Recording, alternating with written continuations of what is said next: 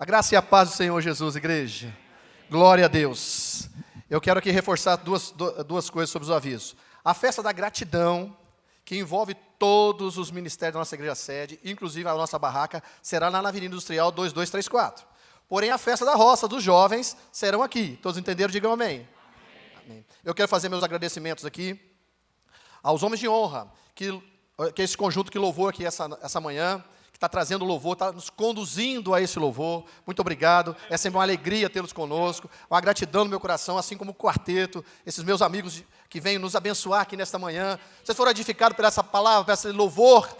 Dá uma salva de palmas ao Senhor pela vida deles. Muito obrigado. Quero externar aqui a gratidão no meu coração, da nossa igreja aqui.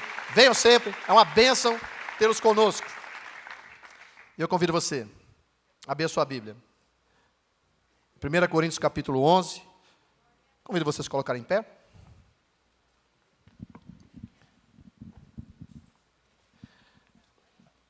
Bom estarmos na presença do Senhor. Meu Deus, que gloriosa presença eu tenho sentido nessa manhã, neste lugar.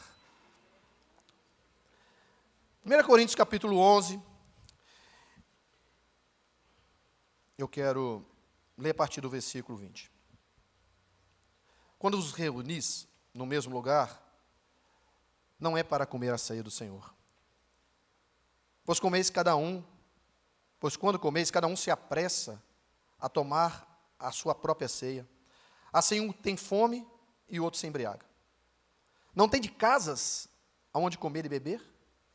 Ou menosprezais a igreja de Deus e envergonhais os que nada têm? Que vos direi? Louvar-vos-ei, nisso não vos louvo. Pois eu recebi do Senhor o que eu também vos ensinei. Que o Senhor Jesus, na noite que foi traído, tomou o pão.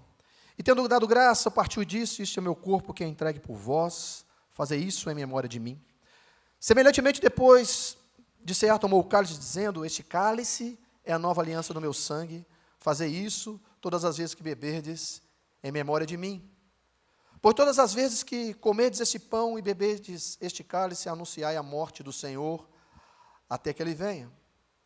Portanto, qualquer que comer o pão ou beber o cálice do Senhor, indignamente será culpado do corpo e do sangue do Senhor. Examine-se o homem a si mesmo, assim, antes de comer do pão e beber deste cálice. Feche seus olhos. Soberano Deus, louvado e engrandecido seja o teu nome. Obrigado, Pai, pelo privilégio que o Senhor nos concede de estar na tua casa na manhã desse dia. Queremos pedir, Senhor Deus, que o Senhor continue a falar conosco através da tua palavra. Abre a nossa mente, nosso entendimento, o nosso coração para receber a tua palavra e colocarmos em prática. Assim oramos em nome de Jesus. Você pode dizer amém? Amém. Podeis tomar assento. O apóstolo Paulo inicia esse ensinamento destacando algumas coisas negativas. E eu quero falar um pouco sobre isso. O apóstolo Paulo está dizendo aqui para a igreja de Coríntios o erro que eles estão cometendo em comer a ceia do Senhor, não da forma pela qual Jesus ensinara, mas da forma que eles estavam entendendo que era o melhor jeito. Fazendo a coisa certa do jeito errado. E o apóstolo Paulo destaca que a distorção que eles estavam praticando, porque eles não estavam comendo a ceia do Senhor, porque a ceia do Senhor não é uma ceia individualista, mas é uma ceia coletiva. E eles estavam ali se reunindo, cada um comendo a sua própria ceia, e não a ceia do Senhor. Não dando valor, desonrando a igreja de Cristo, porque a igreja de Cristo não é uma pessoa, a igreja de Cristo é um coletivo, a igreja de Cristo somos nós, não é quatro paredes, não é apenas duas pessoas ali fazendo a sua alimentação. Então eles estavam nos seus grupos, e o apóstolo Paulo fala para eles assim, olha, vocês estão reunidos pelo propósito certo, vocês estão reunidos no lugar certo, vocês estão reunidos com o objetivo certo, mas vocês estão fazendo a coisa errada. Vocês estão comendo a ceia do Senhor individualmente. E a ceia do Senhor não tem esse propósito. A igreja do Senhor é algo coletivo.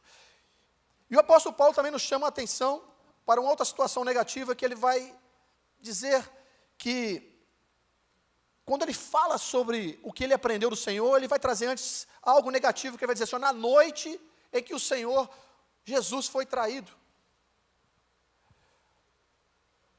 A ceia, foi a última ceia que o Senhor teve com os seus apóstolos, e aquela ceia, aconteceu algo também desprezível. Houve ali uma traição. E se nós voltarmos lá em Lucas 22, quando isso aconteceu, foi o último momento. Foi a última noite de Jesus aqui na terra.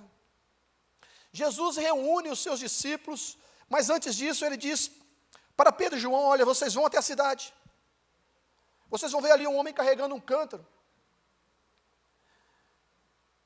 E vocês vão conseguir este homem, ele vai chegar num local e você vai dizer assim: aonde vamos preparar a ceia do Senhor?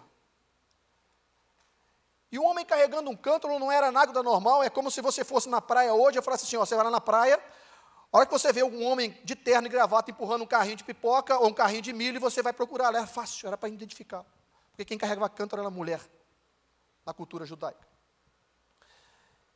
E Pedro e João foram, prepararam o local, como Jesus havia ordenado, acharam um homem como Jesus havia ordenado, seguiram até um cenáculo, como Jesus havia ordenado. Chegando lá, estava tudo pronto, o cenáculo mobiliado. E ali foi preparada aquela ceia. Nós precisamos entender que aquele ambiente preparado não era um ambiente coletivo, Jesus estava sempre no meio de multidões, mas aquele ambiente de ceia era um ambiente para discípulos, não era um ambiente para multidões. Ele fez muitos milagres no meio da multidão, mas na hora dele cear a sua última ceia, os seus últimos momentos aqui na terra, ele separou os seus discípulos, porque ceia é para discípulo. Diga assim, ceia é para discípulos. Então, se você está aqui hoje, eu quero dizer que você é um discípulo do Senhor. Jesus escolheu este momento para ser reservado para nós, discípulos de Jesus. E tanto que naquela reunião, naquela ocasião, daquela ceia, não pôde entrar nem sequer o dono daquela festa. O dono daquele lugar, o dono daquele ambiente, o dono daquele cenáculo. Ele cedeu, mas ele não pôde participar, porque a ceia é para discípulo. Mas a Bíblia vai falar que aquela ceia foi uma ceia tumultuada. Aquela ceia foi uma ceia que houve um tumulto, houve contenda, houve traição, houve mentira, houve engano. Mas a ceia não é ambiente para discípulos. Não eram os discípulos que estavam ali reunidos. Mas havia também um penetra naquela ceia. Um penetra, pastor? É. Então não estava só Jesus e os 12, não, tinha mais um lá. Mas como assim? Tinha um infiltrado, eu vou falar sobre isso agora há pouco. Vou revelar agora há pouco. Então ceia é um ambiente espiritual na qual é revelada as intenções do coração. É isso que eu quero falar nessa manhã. Ceia, esse ambiente que nós estamos, é um ambiente espiritual. Paulo está lá chamando a atenção da igreja de Corinto, porque eles não estavam fazendo aquele ambiente um ambiente espiritual. Eles estavam fazendo aquele ambiente um ambiente de comilança e bebedice. Tanto que Paulo fala assim, vocês não têm o que comer na casa de vocês. Vocês estão reunidos, não é para cear a ceia do Senhor, vocês estão reunidos para fazer aí o seu oba-oba. E esse não é o propósito da ceia. A ceia do Senhor é um lugar, é um ambiente espiritual. Diga, ceia é um ambiente espiritual, por favor. Então, esse ambiente espiritual vai revelar as intenções do coração. E Jesus revela naquela última ceia, a última noite de Jesus. Apesar de ele dizer assim, eu desejei muito comer convosco essa ceia. Eu desejei muito comer convosco essa Páscoa. Era um desejo no coração do Senhor. Mas naquela ceia, Jesus revela um que iria traí-lo. E revela também quem estava infiltrado. Todos os evangelhos relatam essa última ceia. Todos os evangelhos relatam esses últimos momentos de Jesus aqui na terra. Alguns evangelhos sinóticos, eles têm bastante semelhança entre eles. Foram escritos próximos, em intervalos curtos um do outro. Mateus, Marcos e Lucas têm uma visão, têm um relato sobre essa ceia. Mas 20 anos depois que esses evangelhos já estavam sendo escritos, João também escreve. Porque João disse, olha, eu também estava presente. E eu quero dar o meu parecer sobre essa ceia. João é mais detalhista do que os outros evangelistas. João vai trazer a ferida, João vai mostrar ali o que aconteceu ali naquela ceia, do revelar do coração do homem naquele lugar. Então eu quero que você abra sua Bíblia em João capítulo 13. Nós vamos ler do 21 ao 30.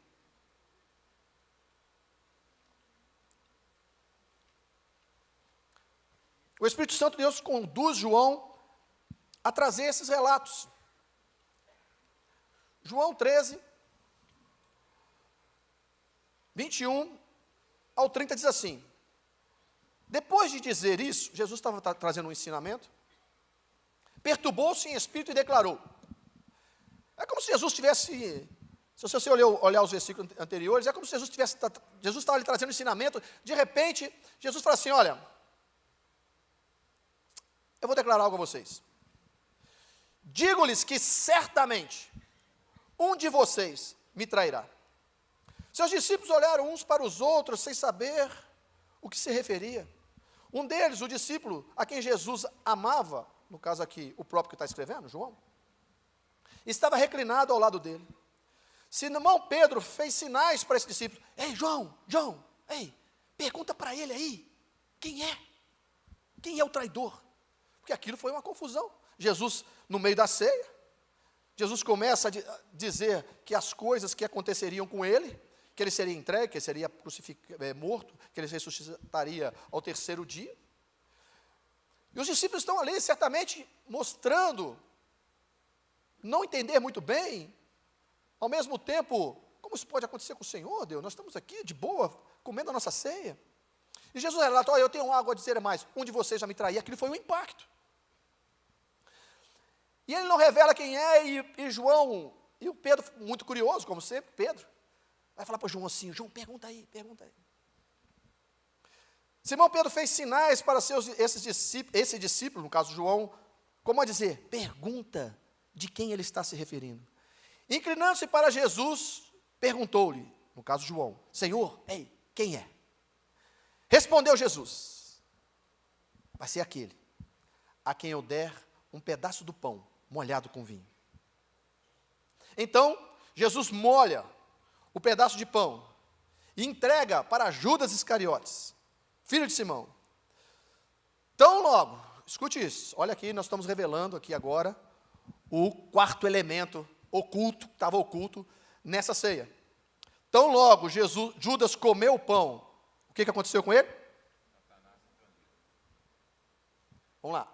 E após o bocado, entrou nele, minha versão diz assim, então logo Judas comeu o pão, Satanás entrou nele. Jesus olha para ele e diz assim, o que está para fazer, faça depressa, disse Jesus. Mas, e o Judas levanta, mas ninguém à mesa entendeu porque Jesus lhe disse isso. Visto que Judas era o encarregado do dinheiro. Alguns pensaram que Jesus estava lhe dizendo que comprasse o necessário para a festa, ou que lhe desse algo aos pobres. Assim que comeu o pão, Judas saiu, e era noite. Ceia é o lugar que se revela a intenção do coração. Eu vou repetir isso, isso é muito importante. A ceia é o lugar onde se revela a intenção do coração.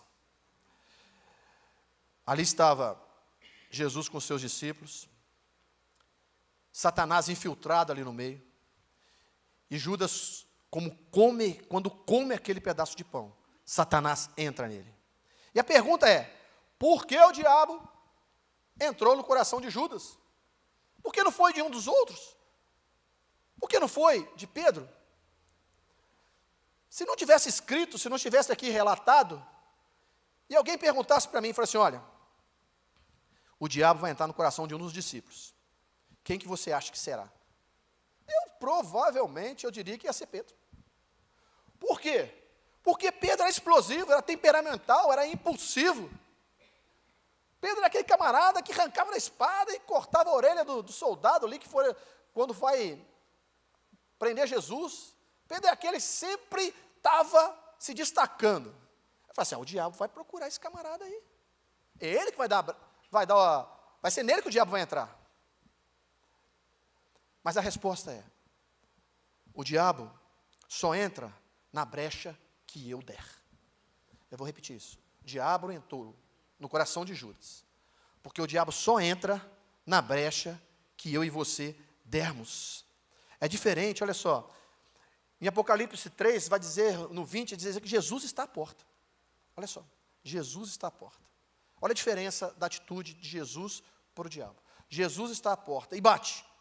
Se alguém ouvir a minha voz e abrir a porta, eu entrarei na sua casa e nós jantaremos juntos.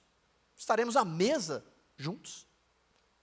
Mas o diabo, não. O diabo já está à espreita, só esperando uma oportunidade para invadir.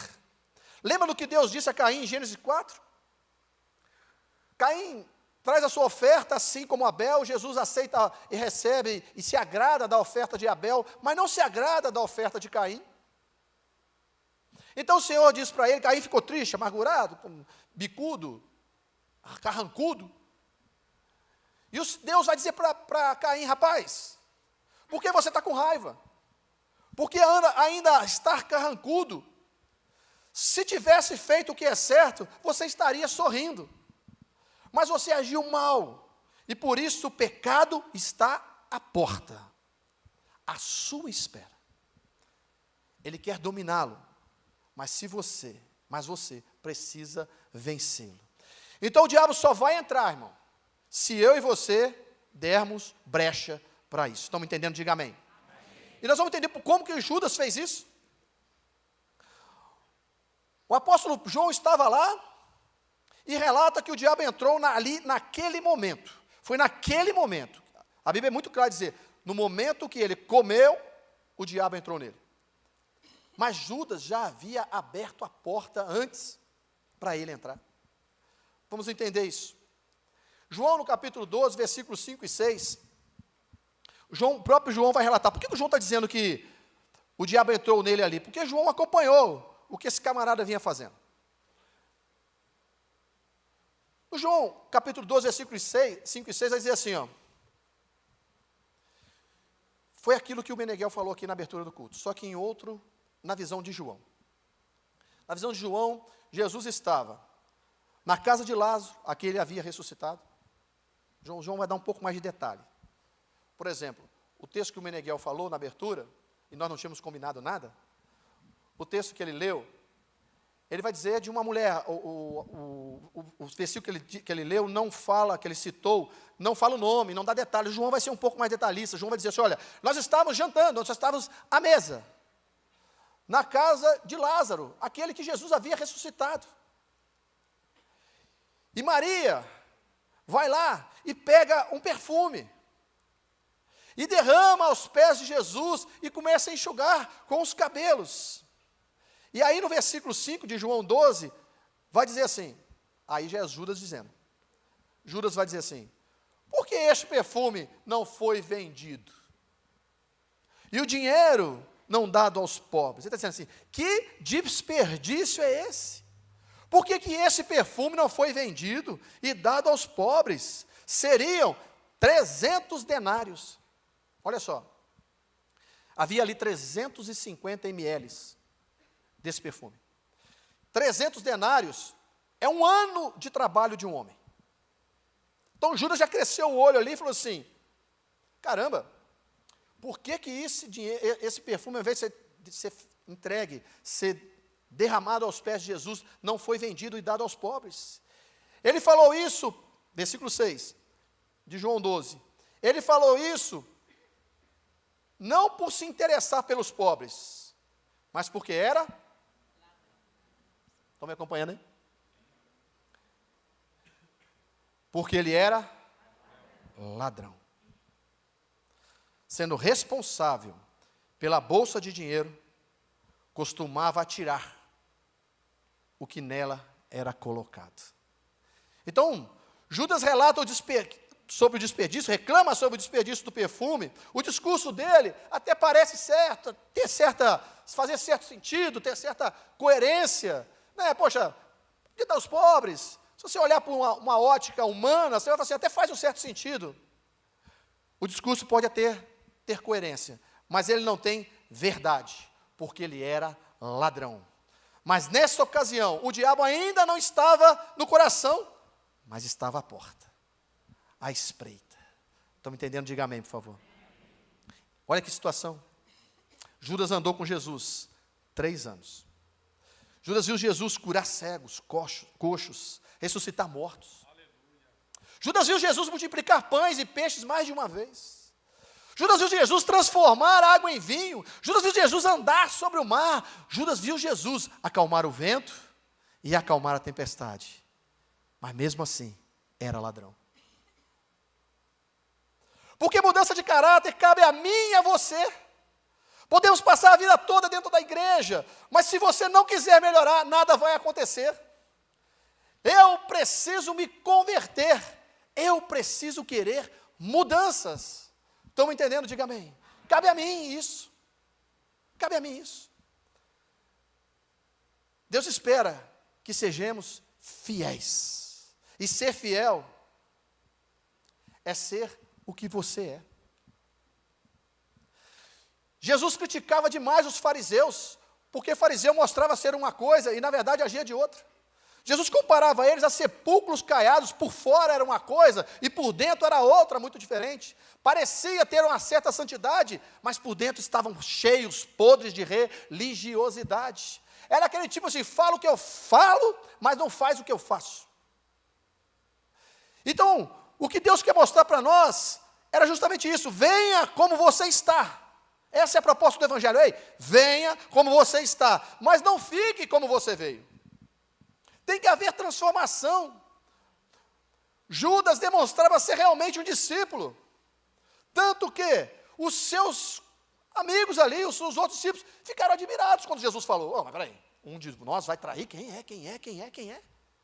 Ninguém olhou para Judas e falou assim, esse camarada aí, nem Pedro, nem João, tanto que foram perguntar para Jesus, ei, quem é? Porque de perto, Judas era uma coisa, mas de longe, era outro, roubando, tramando, conjecturando o mal. Eu prefiro estar diante desta mesa aqui hoje, como Pedro, errando, Pedro errando muitas vezes, precipitado, explosivo, impulsivo, até negando. Mas eu pergunto a você, mas mesmo Pedro o negando, quando ele ressuscita, ele vai ao encontro de quem? Mesmo Pedro sendo impulsivo, mesmo Pedro negando-o 3 vezes, quando Jesus ressuscita, ele vai ao encontro de quem? Digam, de Pedro. Digam sem medo de errar, de Pedro. É que ele está dizendo para Pedro, você tem momentos de fraqueza, mas eu sei que você me ama. Eu sei a intenção do seu coração e é por isso que eu não desisto de você. Quando Jesus ressuscitou, aonde estava Judas? Escute isso, os traidores sempre morrem antes da ressurreição. O traidor não participa da glória. Judas morreu antes que Jesus fosse ressuscitado. E a nossa vitória não está na morte, a nossa vitória está na ressurreição dele. É porque ele vive que eu e você podemos crer no amanhã. É porque ele vive que nós temos a certeza que ele não é simplesmente mais um dos grandes mestres que tiveram aí, como tantos outros filósofos que morreram e foram sepultados. Mas o nosso Deus, Jesus, está vivo, ele ressuscitou. Mas o traidor não participa deste momento da glória de um Cristo ressuscitado. Os traidores morrem antes da ressurreição. O traidor leva a morte, não vida. Eu prefiro ser um Pedro.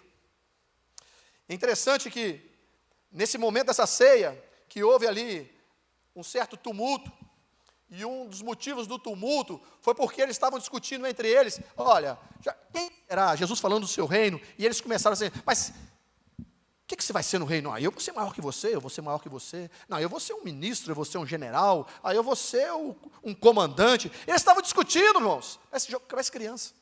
Estavam discutindo entre eles, e era uma contenda. A Bíblia fala, Lucas relata que aquilo ali houve uma contenda, uma briga feia.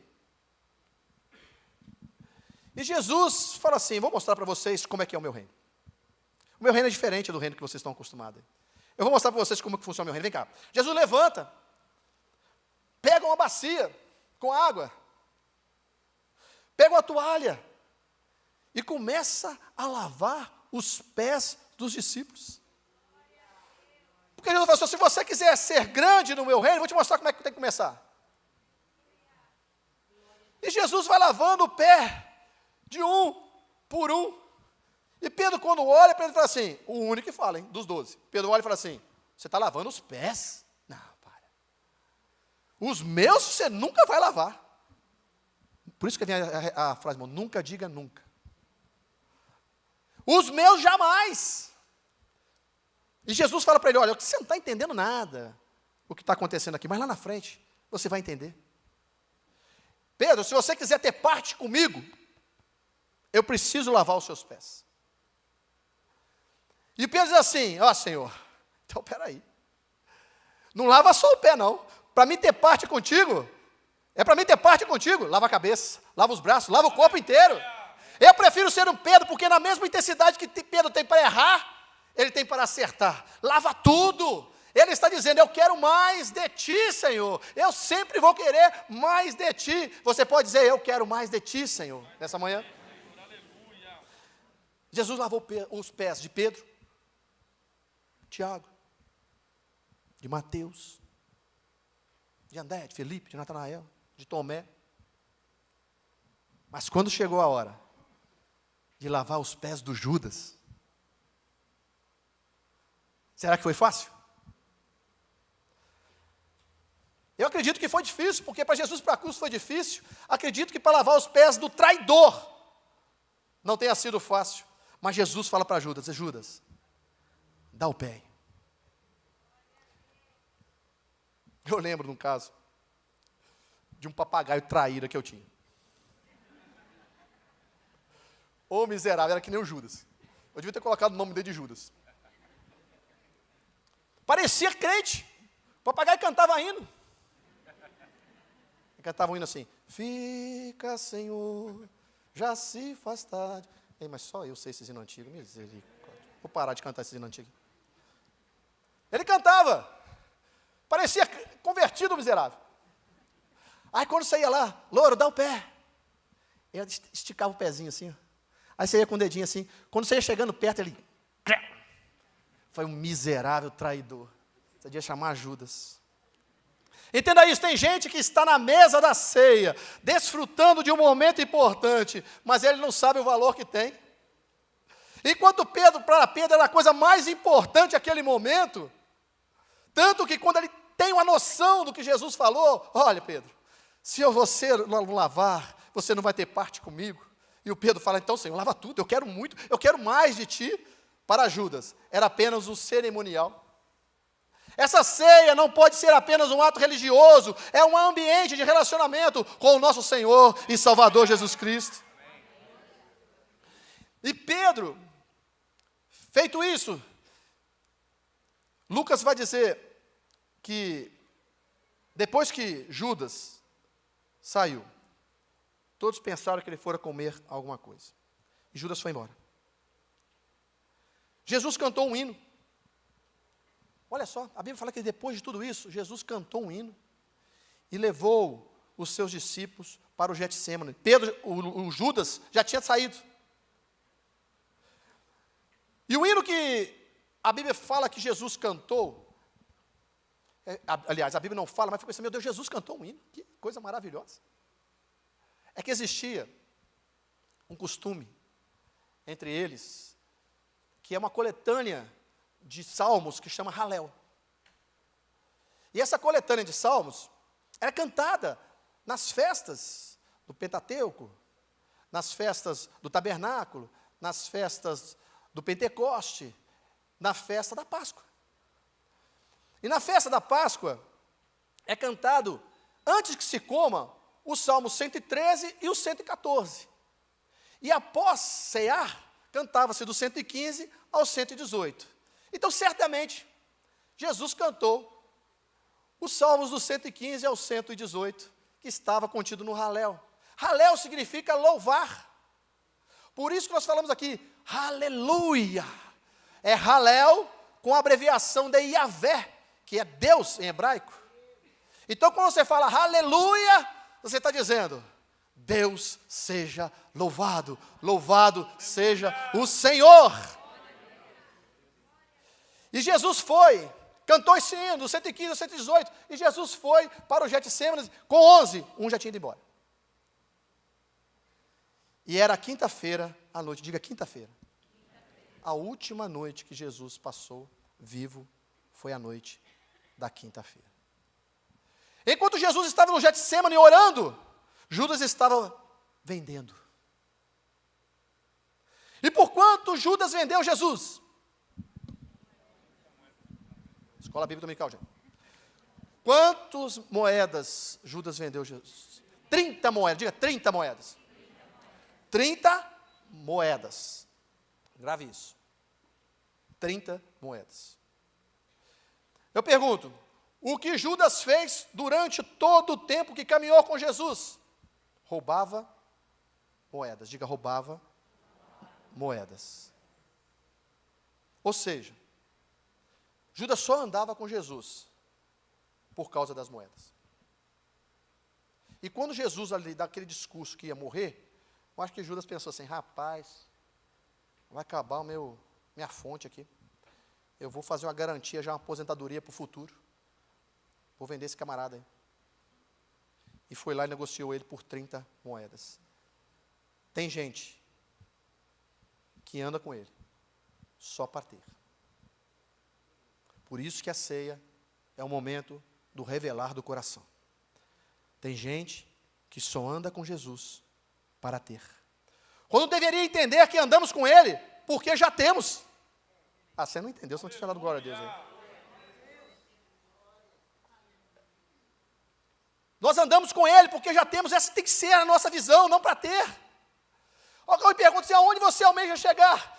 Eu e você temos que dizer assim, nós já chegamos. Aonde? Nas regiões celestiais. Nós já estamos lá. Efésios 2, 4 e 6.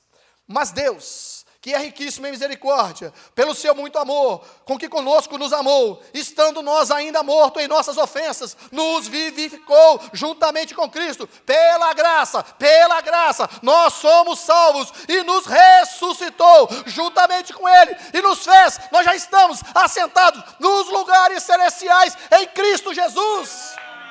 Eu já estou lá. Tem gente que não entende isso. Eu já estou lá, então eu não ando com Ele para ter, eu já tenho. E essa mesa é para mostrar isso, é para lembrar isso, é para trazer em nossa memória isso. É só você ler o que Paulo já revelou. Tem gente que não consegue entender isso, é porque não lê, não consegue entender os mistérios contidos na palavra de Deus, mas o apóstolo Paulo falou assim, eu vou revelar para vocês um mistério. Se você não der uma glória a Deus aqui, eu vou embora. 1 Coríntios, depois disso. 1 Coríntios 15, 51 a 55. O apóstolo Paulo vai dizer assim, eis que vos digo um mistério, diga um mistério. Na verdade, todos dormiremos. Nem todos dormiremos. Na verdade, nem todos, diga nem todos. Dormiremos, mas todos seremos. No momento, escute isso, no momento, num abrir e fechar de olhos, ante a última trombeta, porque a trombeta soará, e os mortos ressuscitarão incorruptíveis, e nós seremos transformados.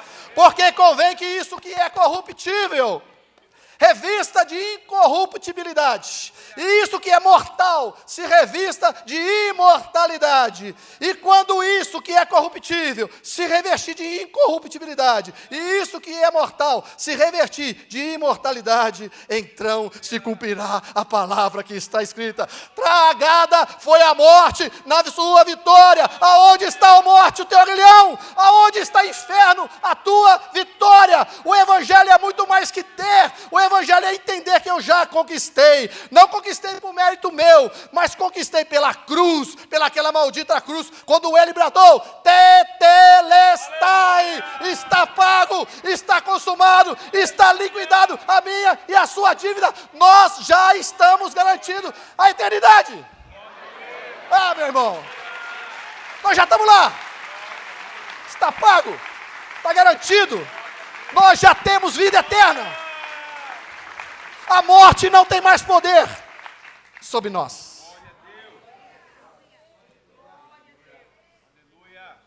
Então, para que andar com Jesus? Para ter. É um mistério que já nos foi revelado. Nós andamos com Ele, porque nós já temos.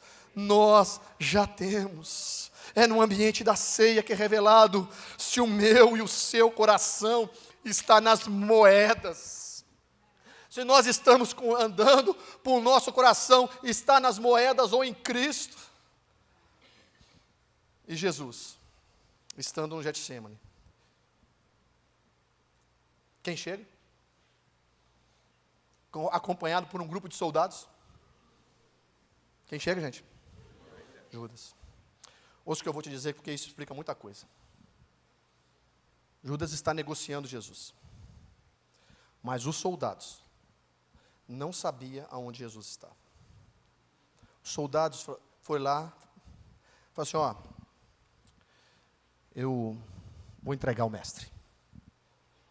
Vai no Sinédrio. E os caras falam assim, mas a gente não sabe aonde ele está, na verdade a gente nem conhece ele. Aí os soldados falam assim, a gente não conhece ele.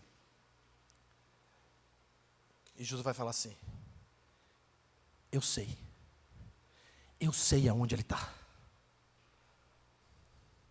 João 18, 1 e 2. Tendo terminado de orar, Jesus saiu com seus discípulos e atravessou o vale de Cedron. Do outro lado havia um olival, onde entrou com eles. Ora, Judas, o traidor, conhecia aquele lugar, porque muitas vezes Jesus se reunia ali com seus discípulos. Os soldados não sabiam, mas Judas disse, eu sei, eu conheço o lugar. Olha como isso explica muita coisa. Tem pessoas que sabem aonde encontrar Jesus. Tem pessoas que conhecem bem o endereço da igreja. Mas não conhece o Senhor da igreja. Talvez conheça o Meneghel. Sabe aonde encontrar ele. Mas não conhece o Senhor da vida dele. Tem muita gente que sabe de cor o endereço da igreja. Frequenta o ambiente. Jesus, eu sei onde ele está. Eu sei no ambiente que ele está. Mas não conhece o Jesus que está aqui nesta manhã, falando, ardendo nos nossos corações através do Espírito Santo. Isso explica tanto, porque em nenhum momento dos 3 anos que Judas andou com Jesus, Judas nunca chamou Jesus de Senhor. No momento da ceia que estava ali, os discípulos perguntaram, Senhor, sou eu o traidor? Senhor, sou eu? Sou eu? Foram perguntando por um. Quando chegou Judas disse assim, Rabi, sou eu? Porque Judas conhecia o Jesus, o mestre. Conhecia Jesus, porque Rabi significa mestre, professor. Mas não conhecia Jesus como o Senhor. Lembra quando Jesus pergunta para os seus discípulos? O que o povo está falando que eu sou? E vocês, o que vocês estão falando que eu sou? Ah, o senhor é um profeta? É um mestre? É um curandeiro? Só Pedro diz assim, tu és o Cristo, o Filho do Deus vivo. As pessoas do mundo, que não têm um encontro verdadeiro com Jesus, acham que é religiosidade. Conhecer Jesus pela religiosidade. Vir à igreja por religiosidade, não por intimidade. Conhecer, você tem que andar junto, mas andar junto disposto. Não andar junto pensando em roubá-lo. Os fariseus frequentaram vários locais que Jesus estava. Jesus estava ensinando, Jesus estava curando, Jesus estava trazendo vida. Mas os fariseus estavam de olho num pelinho que Jesus desse ali de escorregada para o pegar. Estava no mesmo ambiente que Jesus, ouvindo a mesma palavra, vendo os mesmos milagres, mas o coração estava em outras coisas. Judas era assim, andando com Jesus, vendo o que Jesus estava fazendo, mas o coração dele assim: será que vai ter mais moeda hoje? Será que alguém vai colocar alguma coisa aqui hoje? Será que eu vou conseguir dar um nó aqui hoje? Essa era a ideia de Judas. E quando Judas vem chegando, Jesus vai até ele e diz: amigo. Peraí, Judas vem chegando, com um bando de soldado. Jesus sabia muito bem o que ia acontecer. Jesus vai ali e beija ele. E fala: amigo. Jesus estava sendo hipócrita? Será que Jesus estava sendo sarcástico? Chamando Judas de amigo? Não, Jesus estava sendo verdadeiro, como sempre ele foi. O que Jesus está dizendo para Judas assim: ei, o que falta em você, sobra em mim. Aleluia. Se falta você verdade, sobra em mim verdade. Porque aonde abundou o pecado, superabundou a graça. Se falta em você fidelidade, sobra para mim fidelidade. Se falta em você amizade, sobra para mim amizade. Você não é meu amigo, mas eu sou teu. Era isso que Jesus está dizendo para ele. Jesus é preso naquela noite, naquela mesma noite, julgado e condenado às 7 horas da manhã, da sexta-feira.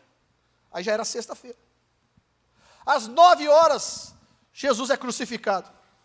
Ao meio-dia, trevas no céu, e às 15 horas, 3 horas da tarde, ele dá o último suspiro. Agora escute isso. Jesus morre.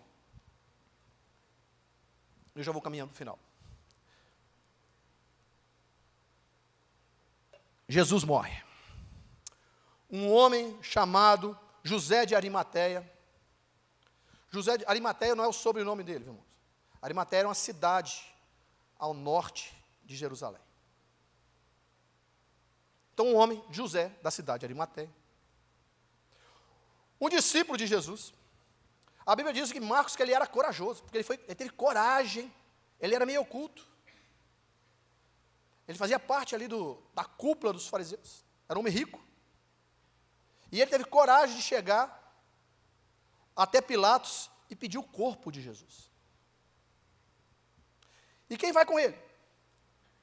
Alguns dos discípulos. Seria a minha palpite. Se alguém perguntasse, quem que você acha que foi com José lá de Arimateia, lá para pedir o corpo de Jesus e tirar o corpo de lá? Eu ia dizer, sei lá, Pedro. Aí eu ia falar para Pedro. Sempre Pedro, né? João? Mas não, porque João estava lá. Foi o único discípulo que estava lá na crucificação, foi João.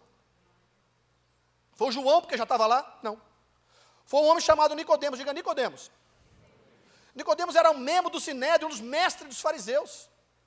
E a Bíblia nos fala que o nome de Nicodemos aparece 3 vezes, só João relata isso, 3 vezes no Evangelho de João. No João 3, Nicodemos tem um encontro com Jesus, vai à noite encontrar com Jesus, porque ele era membro do Sinédrio, eram 70 homens que mandavam, irmãos. E ele fazia parte daquilo, e foram justamente esses homens que condenaram Jesus. Obviamente, Nicodemos foi contra a crucificação, foi contra a morte de Jesus, mas ele foi voto vencido. E Nicodemos estava vendo o que Jesus estava fazendo, aquela revolução que Jesus fazia. E Nicodemos foi encontrar com Jesus, em João 3. Foi para ele que Jesus disse, necessário vos é nascer de novo. Foi para ele também que Jesus disse um dos versículos mais conhecidos da Bíblia, que todo crente sabe de cor, João 3,16, qual que é? Porque Deus...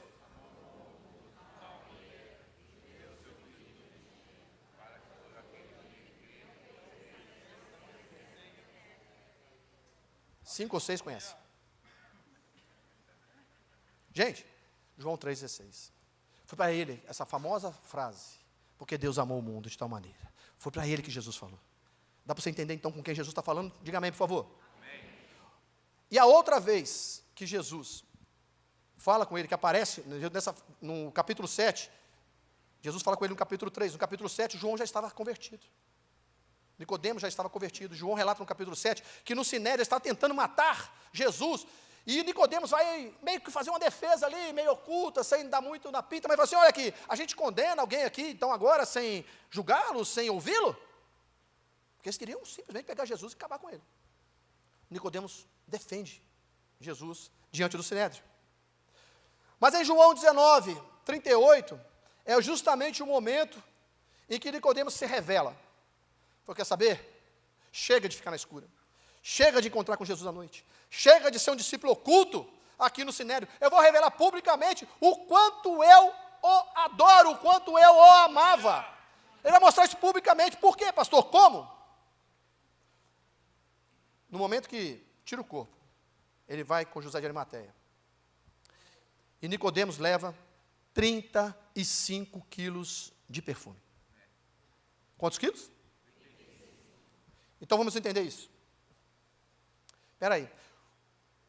Quantas gramas o Judas já ficou escandalizado de quando Maria ungiu os pés dele com aquele perfume? 350 gramas, diga 350 gramas. Era um ano de trabalho. Judas já ficou escandalizado de falar assim, meu Deus, 350 gramas, um ano de trabalho de um homem sendo direcionado para lavar os pés de Jesus, para adorar Jesus com um ano de trabalho, que desperdício. Imagina se Judas ele tinha infartado, se ele tivesse morrido enforcado nessas horas, ele tinha infartado. Filho.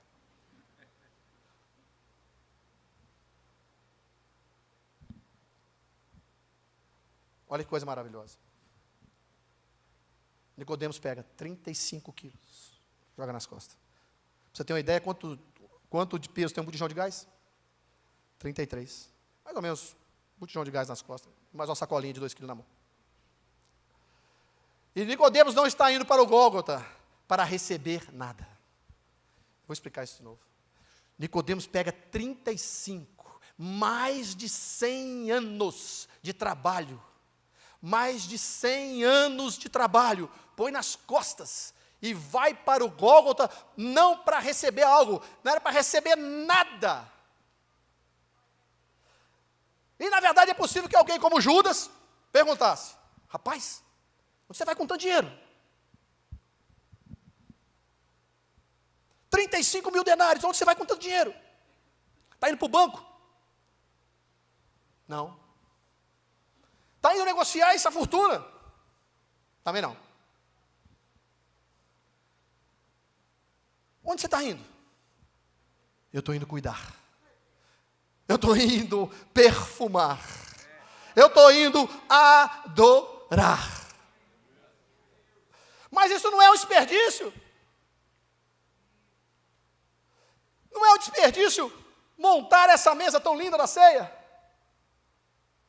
Não é um desperdício passar sábados inteiros atrás desses adornos tão bonitos. Não é um desperdício, para que isso? Não podia dar um potinho lá na porta, simplesmente pegássemos e usássemos? Não é um desperdício uma equipe tão bonita, preparada, bem alinhada para servir-nos dessa mesa? Mas isso não é um desperdício. Não é um desperdício perder o tempo, estar aqui num domingo de manhã, servindo lá no estacionamento. Que desperdício, você podia estar fazendo outra coisa. Não é um desperdício estarmos lá cuidando das crianças, na hora que os pais estão aqui dentro. Que desperdício para esse povo que está lá. Não é um desperdício ficar em pé ali na porta, para poder receber você com um sorriso, dizer, seja bem-vindo à mesa do Senhor. Bem, isso não é um desperdício. Não é um peso, não está pesado. Alguém talvez perguntou para ele, isso não está pesado. Ele disse, não. Não. Pesado. Foi o que ele levou na cruz do Calvário. Pesado foi aquela cruz que ele carregou com todos os meus pecados embutidos nela. Isso sim é pesado.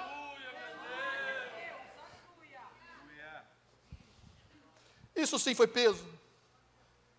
Não é pesado servir ao Senhor.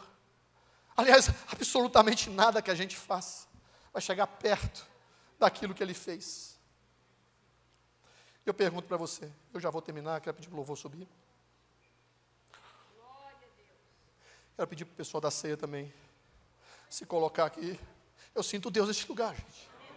Eu sinto a presença do Senhor aqui, porque eu sinto que aqui tem verdadeiros adoradores. Qual a qualidade da adoração que você trouxe nessa manhã? É o que eu pergunto para você. Qual é a qualidade? Você trouxe o melhor que você poderia? Pastor, qual é a melhor? Qual é a melhor, então? Qual é a melhor? A melhor é a verdadeira, irmãos. A melhor é quando Jesus revela que nós somos adoradores dele. E nós revelamos isso com atitudes. Nós revelamos isso com coração sincero e fiel. Nós revelamos isso quando nós servimos a Ele com alegria. Nós mostramos isso quando nós contribuímos para a obra dEle com alegria. Nós mostramos o valor que Ele tem para nós. Foi o que Nicodemos mostrou: olha, este homem valia muito para mim, eu vou adorá-lo com o melhor que eu tenho. Ele podia, amém, glória a Deus por isso. João 4, 23, eu termino aqui. Quando aquela mulher pergunta, aquela mulher samaritana pergunta para Jesus: como é que eu faço para adorar? Aonde eu devo adorar? O que eu levo para adorar? Jesus falou assim, simples: está chegando a hora. Escute isso. Ei, e já chegou. Em que os verdadeiros, olha o que Deus quer, verdade em nós. É agora, é nesse ambiente de ceia que é revelado a intenção do coração. Que os verdadeiros adoradores adorarão o Pai em espírito e em verdade. São estes adoradores que o Pai procura.